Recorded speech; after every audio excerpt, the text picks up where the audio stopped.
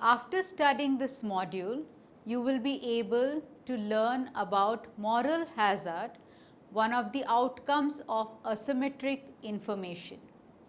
You will be able to analyze the problem of moral hazard in an insurance market and comprehend the efficiency effects of moral hazard. You will also be able to explore the various measures that can be undertaken to cope with the problem of moral hazard and understand the principal agent problem.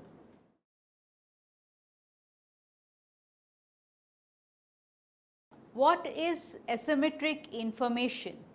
As discussed in the earlier modules, asymmetric information may cause significant problems with the efficient functioning of a market, leading to market failure.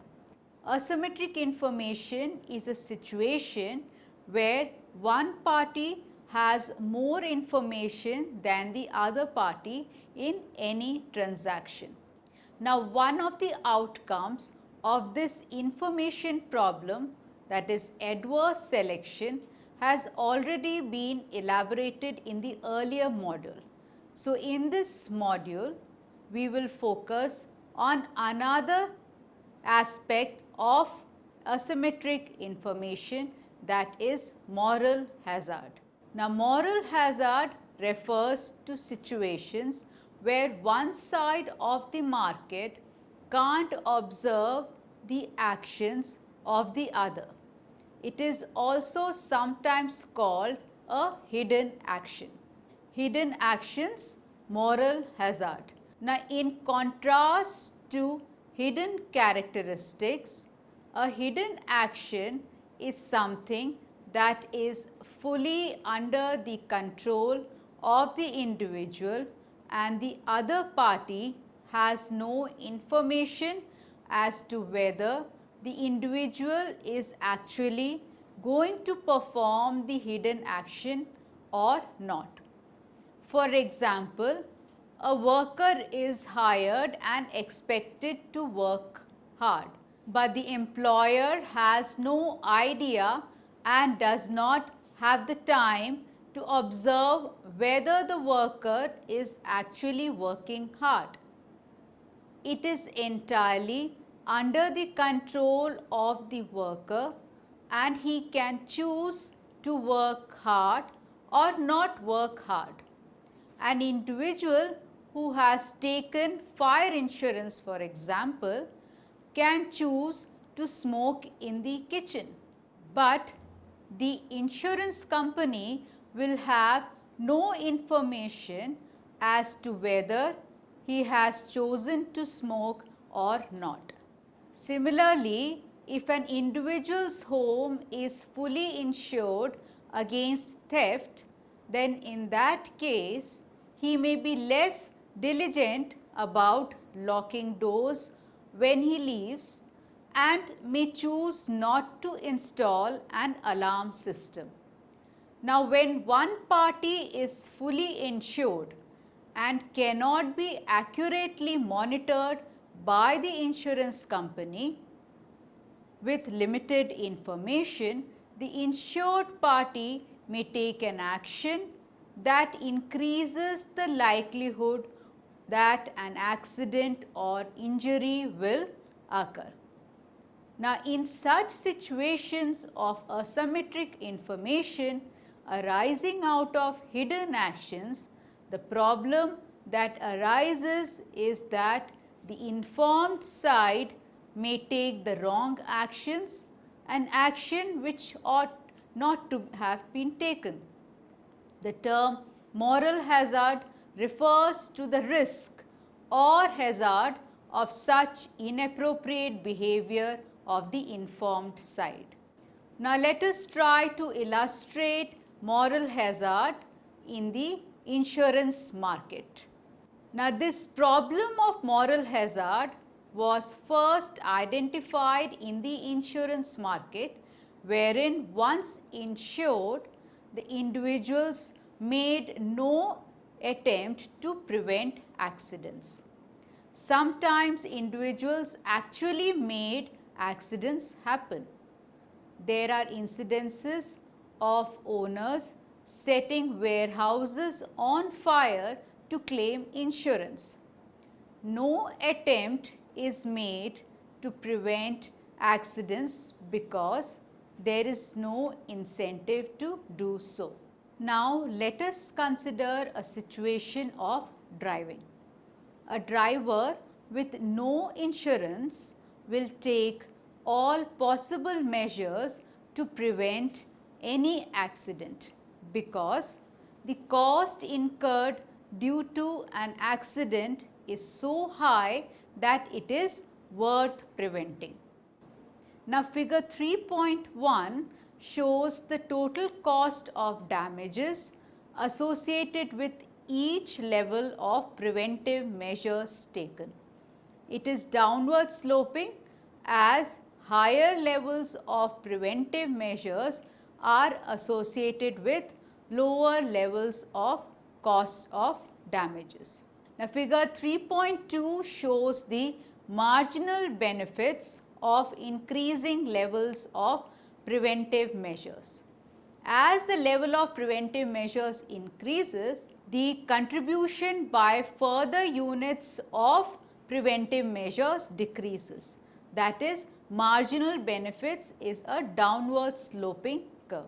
Now let us assume that the marginal cost of taking up preventive measures is constant at rupees X. Now in the absence of insurance, the optimal level of preventive measures will be that at which the marginal benefit is equal to the marginal cost. As shown in figure 3.3, this occurs at point E. Now suppose that the driver takes up comprehensive auto insurance. Now in such a situation, the marginal cost of preventive measures does not change. However, the marginal benefit of preventive measures changes dramatically. The driver will not see the prevention of an accident as a great benefit because the cost incurred in case of an accident is now borne by the insurance company. This reduction in marginal benefit is captured in figure 3.4, wherein the marginal benefit curve shifts inwards. With this shift, the optimal level of preventive measures reduces from the level E in the absence of insurance to level E prime in the presence of insurance.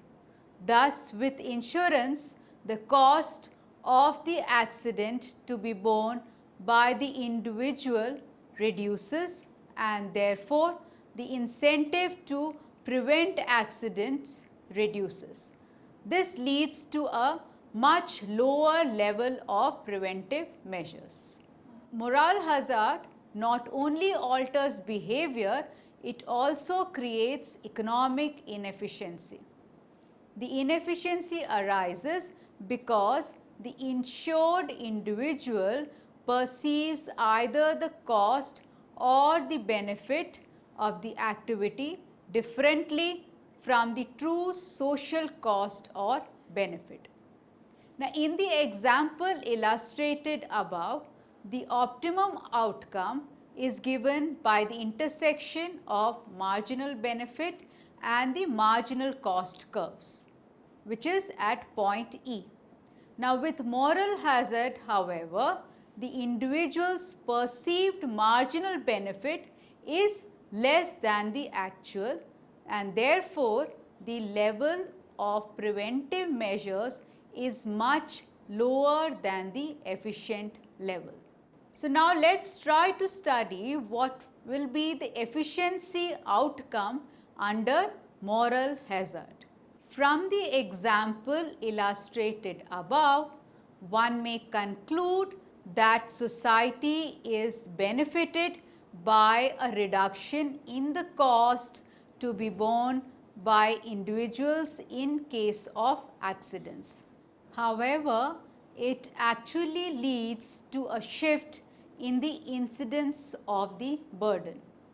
The cost of the accident to society as a whole does not reduce with insurance. Besides this, when policyholders choose low levels of preventive measures, the insurance company is forced to hike the premiums to cover the increase in expected claims. But the premiums would not go down if policyholders chose higher levels of care. This is because the insurance company has no information on the hidden actions of the policy holders, so they don't trust them.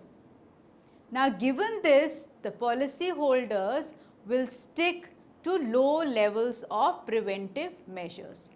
In such a situation of moral hazard, inefficiency in pricing emerges as unduly high premia have to be borne by all policy holders.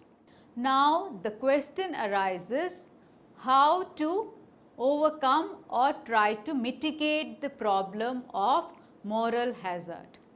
Now, from the above discussion, it is clear that in the presence of hidden actions of those who insure, full insurance means too little care will be undertaken because the individuals don't face the full cost of their actions.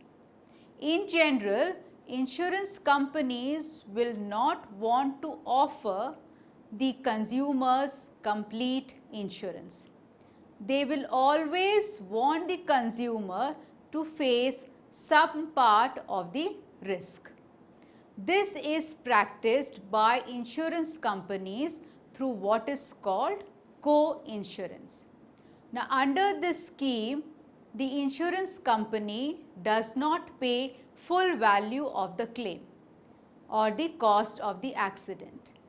Now, for example, if the co-insurance rate is 20%, it means that the insurance company will pay 80% of the claim and the individual will pay the remaining 20%. So, the higher is the co-insurance rate, the larger the proportion of the cost or claim which will be borne by the policy holder, and thus the greater the incentive to prevent it.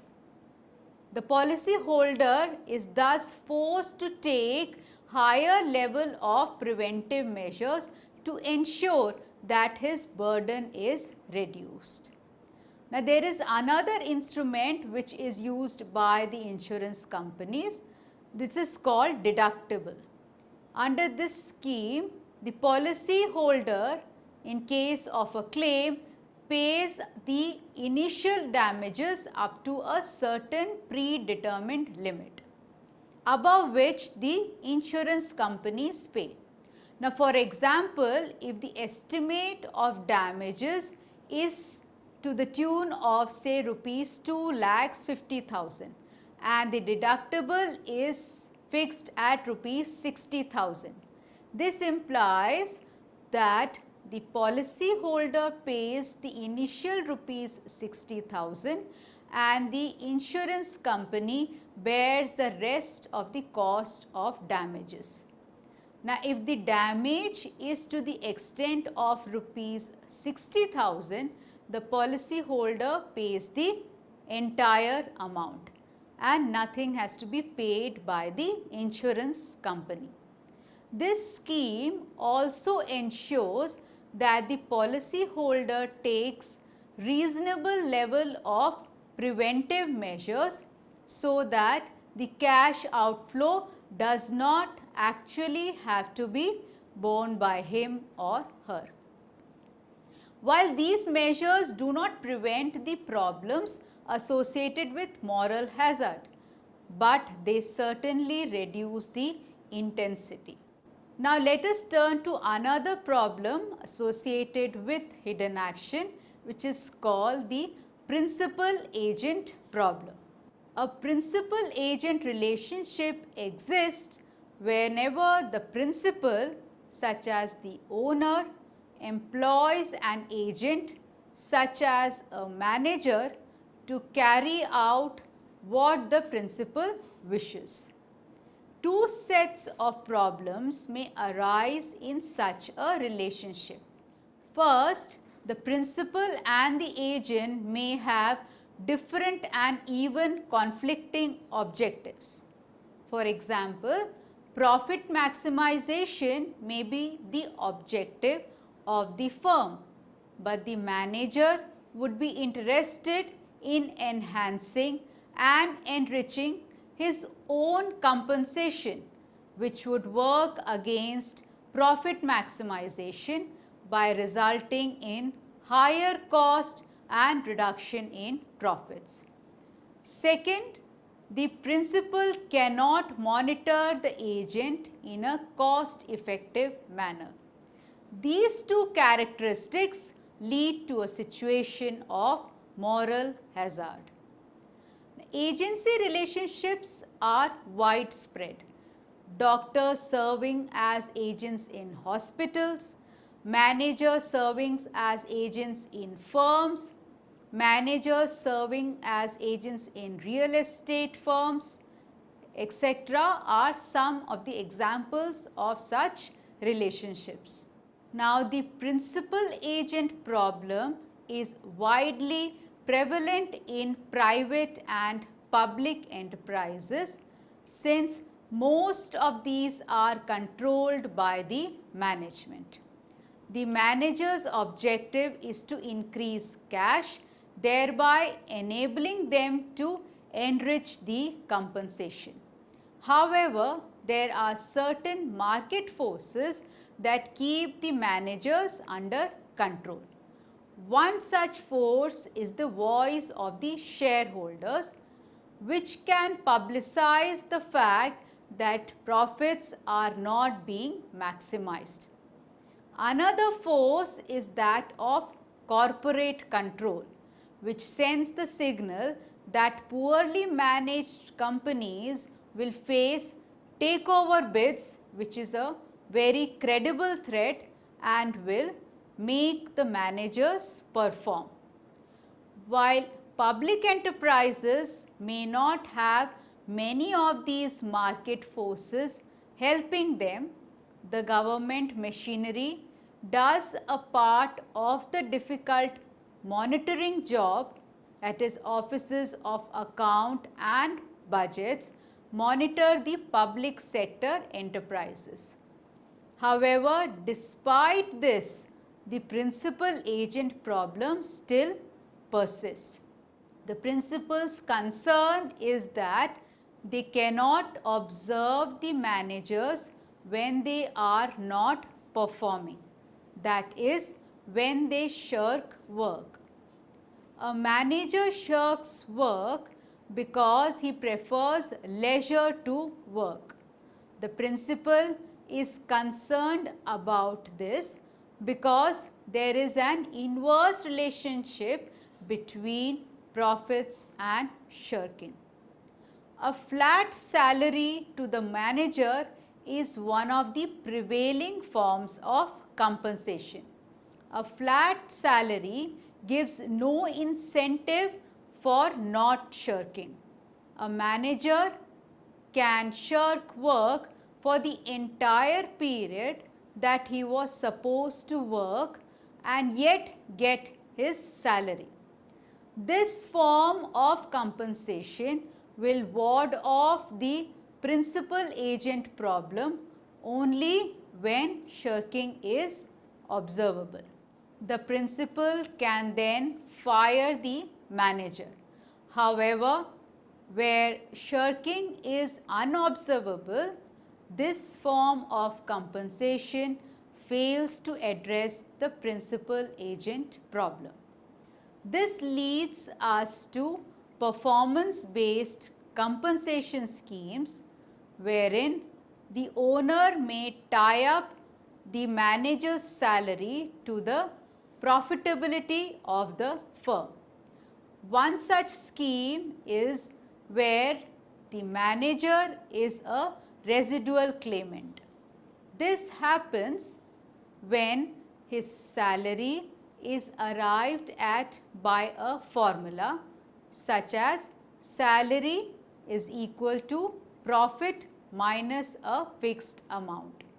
The manager's salary varies directly with the firm's profits, and so he has an incentive to work towards profit maximization, which is in the interest of the owners. However, flat salary still remains popular because most salary earners do not see shirking as equivalent to leisure.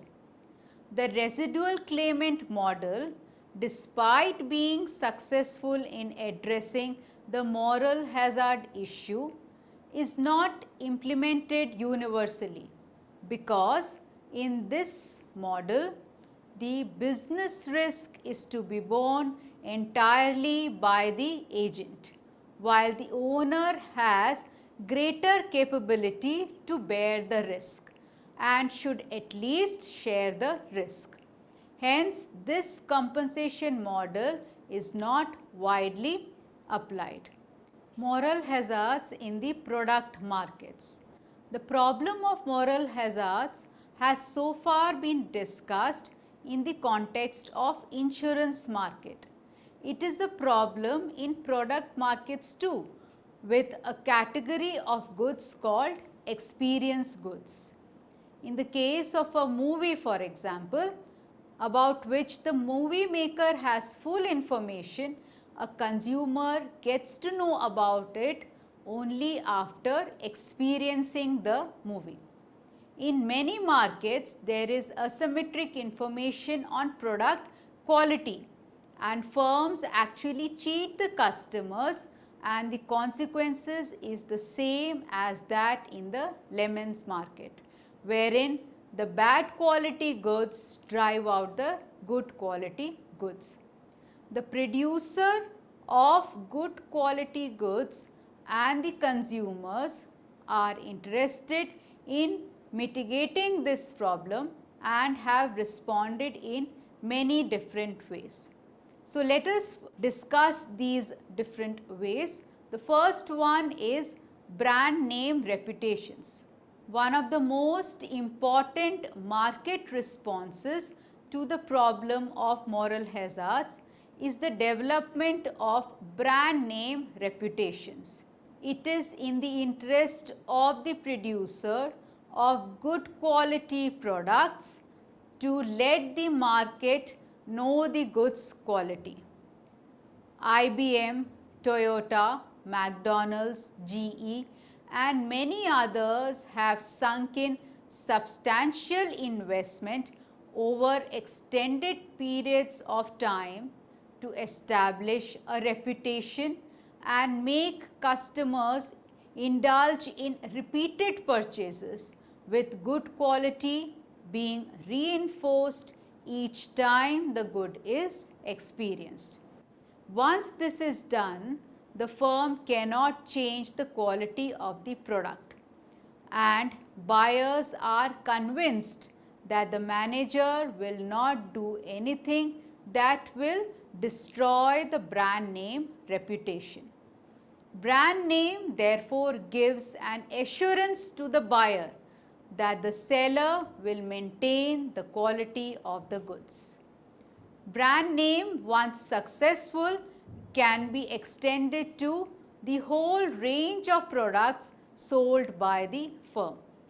Britannia, for example, was originally in confectionery business.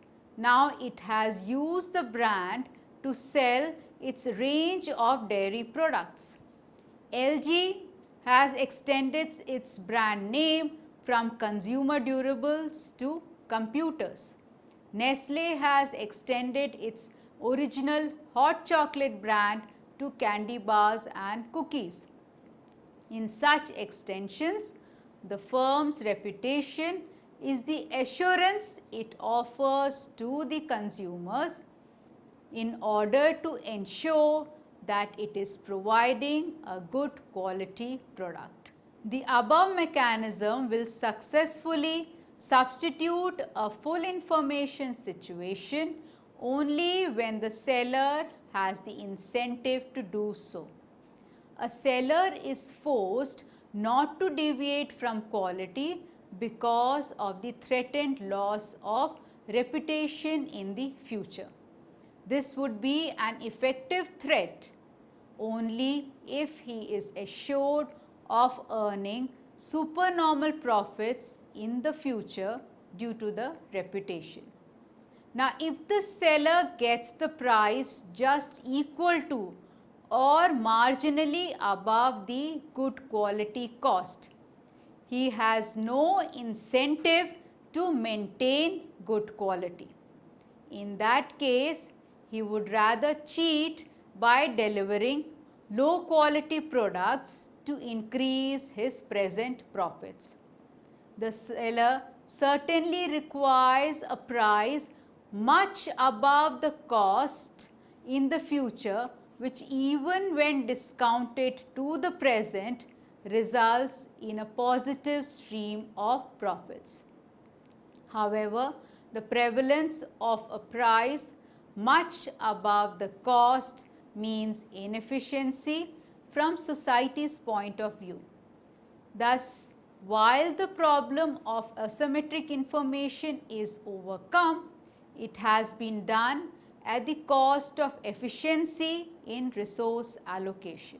Now, another popular response of sellers of good quality products is to offer guarantees and warranties. The firm producing a good quality product can sell its product for a higher price only if it is able to convince the consumer that its brand of the product is more dependable.